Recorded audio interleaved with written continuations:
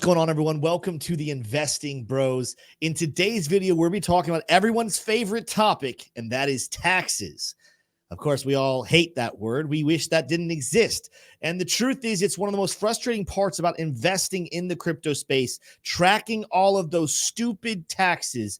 In this video, we're interviewing our trusted CPA that we use personally, T-Shroom and myself both use for our personal and business taxes. It's Ernest from Decrypted.tax. And in the interview, we go into some deep topics that you need to know about crypto as far as how taxes will affect you. But we have some fantastic news that potentially in a couple of years, something could solve a lot of our problems. Take a listen and make sure if you enjoyed the video to smash the like, hit subscribe. But with that said, let's dive into the interview. Ernest, one of the things that we find more often than not with our users and our viewers is it's very frustrating when they find out the details of what actually is reportable for taxes, and the frustration that goes on when you're a trader, when you're constantly changing your portfolio. Just because you're the tax professional, I'm not. Can you just let's start off the interview just diving into what actually constitutes a taxable event in crypto, whether you're trading or investing, what doesn't, and then I have some questions later on about what the future looks like. But can you start us off by that? For anyone who's newer to crypto, what is a taxable event in crypto? Okay, so the first taxable event is the easiest. You have Ethereum, you move it on exchange, you sell it for fiat, taxable event. Second taxable event would be you have Ethereum, you move it on exchange, you sell it for USDT, another taxable event. Those are easy.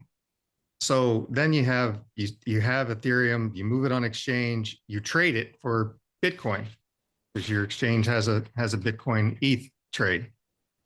You still have a taxable event, and you're taxed as though you received the fair market value of the crypto that you received in exchange for your Ethereum. And so you have that taxable event there. You don't have a taxable event when you move crypto from one of your wallets to another, let's say. From your exchange to your wallet, you don't have a taxable event. When you borrow money on your crypto, you don't have a taxable event. Yeah, so those are the taxable events in crypto. Very, very cool. What about with like loaning? If people get into the crypto loaning game, is there taxable events when it comes to that? Yeah, so you have let's just say you have crypto and you're going to borrow on it, and you're going to borrow at 60% loan to value. You're going to borrow $30,000 on your Bitcoin that you have. You have one Bitcoin. You borrow it. You pay 18% interest depending on the lender, and you use the cash to buy other crypto. Well, now you have an expense related to borrowing on your crypto because you use the cash to buy other crypto. And so you want to track all that. You want to track the interest that you paid. And so, yeah, definitely. That's something to keep in mind. Very, very good. Well, I want to get into more interesting things because in case anyone watching this wants to know, Ernest and I get to talk very frequently. He is my personal tax attorney, so I like to get a lot of advice and updates from him. And we had a conversation, I think at this point about 2 months ago, where you really piqued my interest in what the development in the future looks like with tax law, that everything we just discussed right there, while some of those events will still be taxable events, there's a chance or there's bills being written that could change the future. Tell us a little more about that and potentially what you're expecting, when you're expecting that to kind of take effect in the future. Yeah, I can't really guess when it's going to happen. I do know that, it's possible it could happen. We could have a like-kind exchange within crypto. So if you have one investment, you have, like we said just now, Bitcoin or Ethereum, and then you're trading it for Bitcoin, there could be laws in the future that would eliminate that as a taxable event, and you just have carryover basis. Now, why is that? What would be the precedents that would cause them to go ahead and get rid of all of those exchanging events as taxable events? So like-kind exchanges have been around forever. 1231 Internal Revenue Code allows for like-kind exchanges. We know about investment property, for instance. If you're doing an investment property, you can have a like-kind exchange from one property to the other. There was a whole series of issues with the qualified intermediaries that were in place where it was cost prohibitive to do a like-kind exchange, but they've eliminated a lot of that red tape that went with that. But you still have that like-kind exchange. It's just a matter of applying that to crypto would be really good for the obviously for the ecosystem.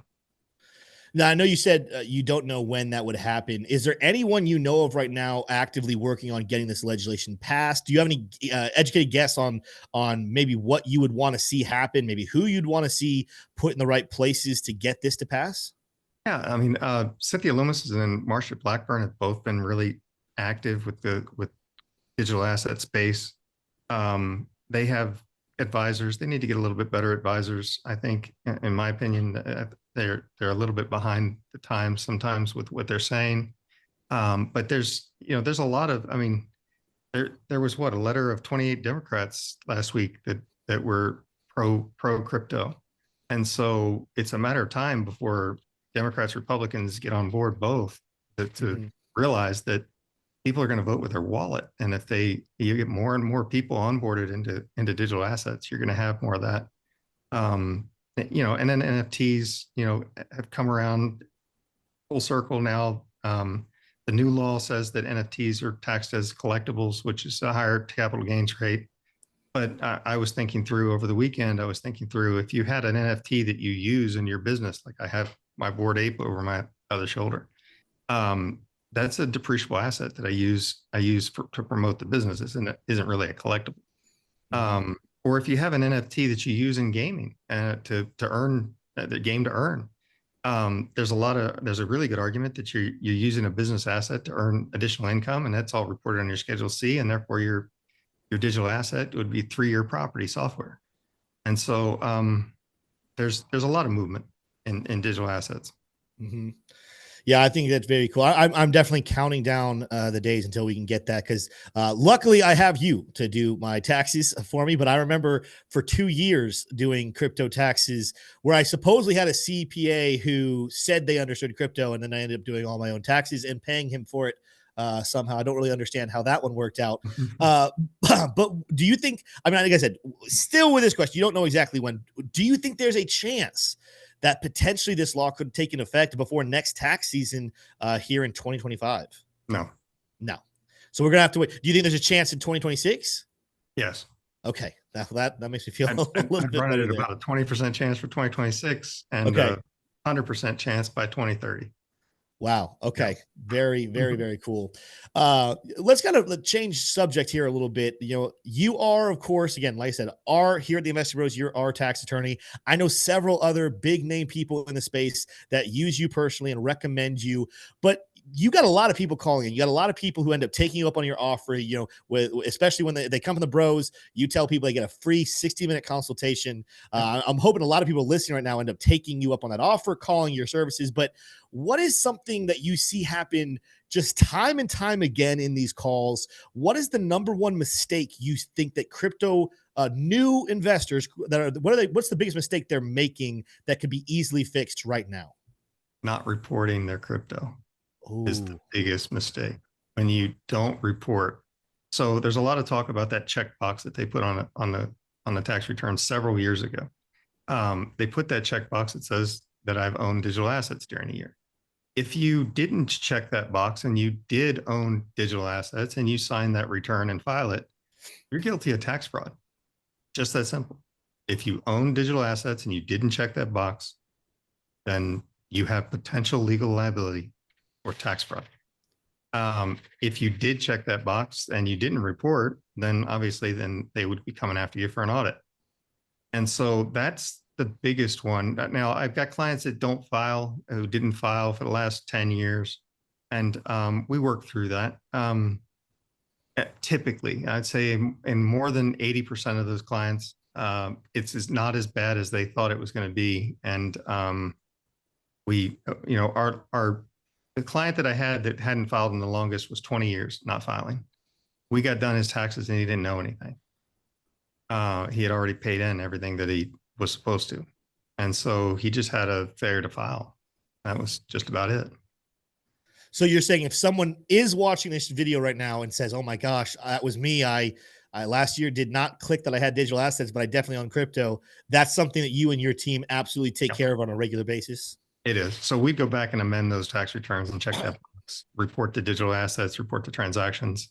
That also establishes your cost basis and everything that you have in your wallet. Now, before I let you go, Ernest, I have a last question for you. One of the coolest things about you is you're not just a lawyer. You're not just a crypto CPA. You are a degen. I have had so many conversations with you about real, like little projects you're getting your hands on. Of course, there's that ape coin behind you. You're very big in the ape community. Tell everybody what you are looking at right now for the next big play in crypto. What kind of moves you're making right now? So Ape Chain is due to launch this week or I'm sorry, this month, and that's going to be good. That's going to be interesting. We'll see what it does to the value of ApeCoin, as they use ApeCoin on the chain. But I mean, generally speaking, borrowing against your crypto and rehypothecating those money that you borrowed to put it into other crypto that you think is going to take a run. It's a little bit more risky. Obviously, you get liquidated if we took a 40% dip. But in a bull run, that's a way to exaggerate your earnings that way. I regularly borrow against. I've got Bitcoin that I hold, but then I use a trading account and I borrow against the holding Bitcoin in order to trade, and then I day trade on it. It works well for me. I'm not suggesting it for anyone else. It isn't financial advice. I'm just telling you what I do. But yeah, I stay active with the space. I've been active with a lot of different projects. We help them out. The ApeCoin DAO and all of their proposals that come through, we regularly talk and advise on those AIPs that go through. So that's kind of like a business incubator kind of situation, and I've done that for 20 years. If you have a business and you're thinking about expanding, you're thinking about doing something different, I'm available on those free consultations. You can give me a call. You can ask me about anything. I'll tell you what I think. But yeah, I've owned businesses since I was 19 years old, and will always own my own business. So here I am. There we go. I said last question before, but here's my last question. We'll end on a fun note. You got to choose to buy and hold one of these coins long term. You got to just trade temporarily one of these coins for a short amount of time, and the other one you are selling and never buying ever again. Solana, Cardano, and XRP. What are you doing with those three? So Solana had some bad news this week, and I'm worried about that. That whole large percentage of it that's being held on FTX that could be sold sometime soon. So I worry about Solana. That's just my own take. You said which were the other two, Bitcoin or XRP? Yep. So no, it'd be Solana, Cardano, and XRP. Oh, Cardano and XRP. Big communities, Cardano, diverse opinion. What were you doing there? Yeah. So Charles always has new news. He's really good at news cycle. And so, the news this week about Cardano was interesting. I don't know if that's ever going to play out, because I've heard lots of boy crying wolf coming from that end. So I guess I'd choose XRP in the longer term out of those three. You're holding XRP, trading Cardano, and selling Solana? Yeah. All right. You know what? That is not probably a very popular opinion, but you are a man with a lot of intelligence. I'll have to look into some of those thoughts there. Thanks for being here, Ernest. I'll see you again next time. Sure. Thanks for having me. Well, there you have it, folks. A great interview with Ernest. If you want to find out more about him and his team, check out the link down below. When you sign up using our link, you get 25% off any fees that are required. But even if you just want to take advantage of a free 60-minute consultation with Ernest, make sure to sign up down below. Give him a phone call. You can't hurt yourself whatsoever. If you enjoyed this interview, make sure to smash that like and hit subscribe, and we'll see you in the next one. Adios.